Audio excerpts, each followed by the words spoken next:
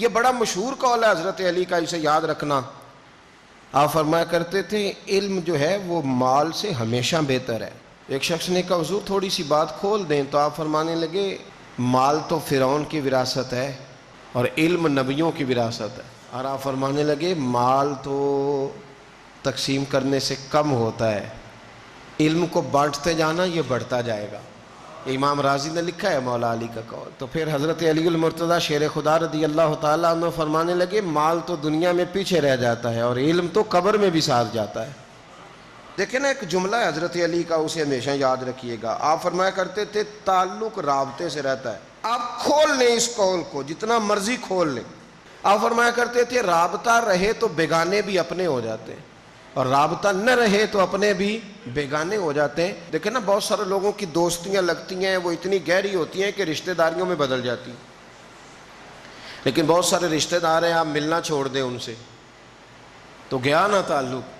فرماتے تھے تعلق قائم رہتا ہے رابطے سے، رابطہ رکھو گے تو تعلق رہے گا، ورنہ گہرے رشتے بھی۔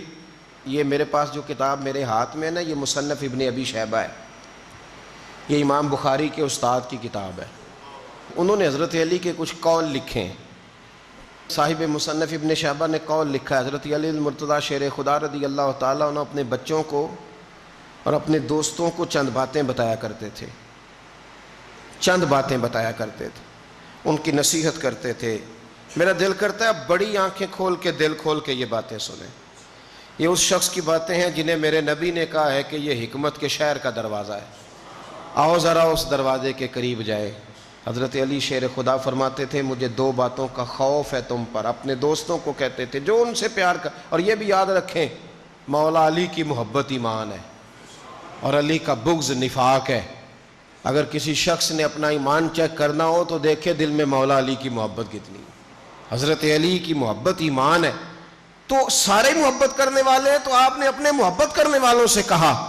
حضرت علی فرمانے لگے مجھے دو باتوں کا خوف ہے، ایک مجھے اس بات کا خوف ہے کہ تم امیدیں لمبی باندھو گے، اور دوسرا مجھے اس بات کا خوف ہے کہ تم خواہشات زیادہ کرو گے۔ فرمایا جو آدمی لمبی امیدیں باندھتا ہے وہ آخرت کو بھلا دیتا ہے۔ وہ بلڈنگ بناؤں گا، وہ مکان بناؤں گا، اتنے کروڑ کماؤں گا، فرمایا وہ آخرت کو بھلا دے گا، پھر وہ امیدیں پوری کرنے کے پیچھے لگ جائے گا۔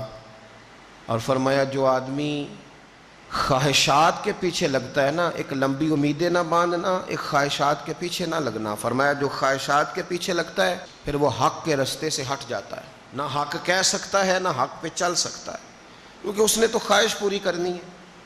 اور جب بندہ حق بات کہتا ہے تو بہت ساری جگہوں پہ اسے تکلیف بھی آتی ہے۔ پھر حضرت علی المرتضیٰ شیر خدا کا ایک قول، اس کو ہمیشہ یاد رکھنا۔ آپ فرمایا کرتے تھے دنیا تو پیٹھ پھیر کے جا رہی ہے، اس کو تو امام بخاری نے بھی لکھا ہے، دنیا پیٹھ پھیر کے جا رہی ہے اور آخرت آ رہی ہے۔ فرمایا یاد رکھنا لوگ بچے تو بنتے ہی ہیں، بیٹے تو بنتے ہی ہیں، کوئی دنیا کا بیٹا بن جاتا ہے، کوئی آخرت کا بیٹا بن جاتا ہے۔ فرمایا مجھ سے پیار کرنے والوں دنیا کے بیٹے نہ بننا، آخرت کے بیٹے بننا۔ اور حضرت علی المرتضیٰ فرمانے لگے یاد رکھو آج عمل ہے حساب نہیں، لیکن قیامت میں صرف حساب ہوگا، عمل نہیں ہوگا۔